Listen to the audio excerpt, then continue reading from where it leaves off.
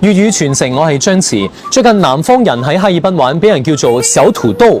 嗱，好多廣東人就唔開心啦。喂，我哋明明叫薯仔喎，點解叫我土豆啊？嗱，同你講喺廣東啊，講粵語嘅地方，稱呼呢個嘢有9種稱呼㗎，包括薯仔、馬鈴薯、荷蘭薯、禾蘭薯、冬薯、東湖仔、土豆、薯兒、雪薯。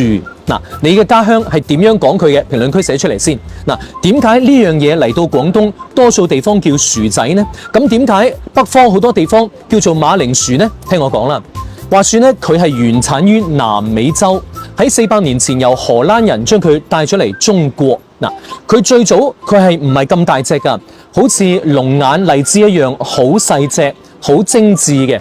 佢好似以前嘅馬鈴鐺一樣，所以叫馬鈴薯。嗱，咁傳到嚟廣東之後呢，佢因為佢好細粒、好細隻，所以廣東人咧好中意將細粒、精緻或者年輕嘅嘢加個仔喺後邊。譬如話擔張凳仔過嚟坐，你呢個妹妹仔好靚女。嗱，劉德華最中意人哋叫自己華仔。嗱，因為顯得年輕啊嘛，咁細隻嘅馬鈴薯嚟到廣東就變咗薯仔啦。喺粵語裏邊咧，尤其係廣州、香港粵語啊，好多時候咧，佢用一個詞叫做薯頭薯腦、薯薯地嚟鬧人。咁呢個薯字，好多人就寫成馬鈴薯嘅薯啦。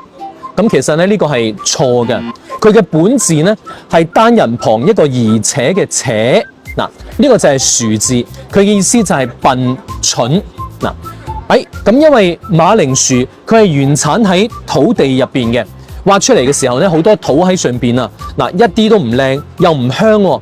佢係冇香蕉咁靚嘅曲線，又冇蘋果橙咁鮮豔嘅顏色，又冇荔枝龍眼咁玲瓏，所以咧薯仔啊就被認為係老土啊、平凡啊同埋蠢鈍嘅意思。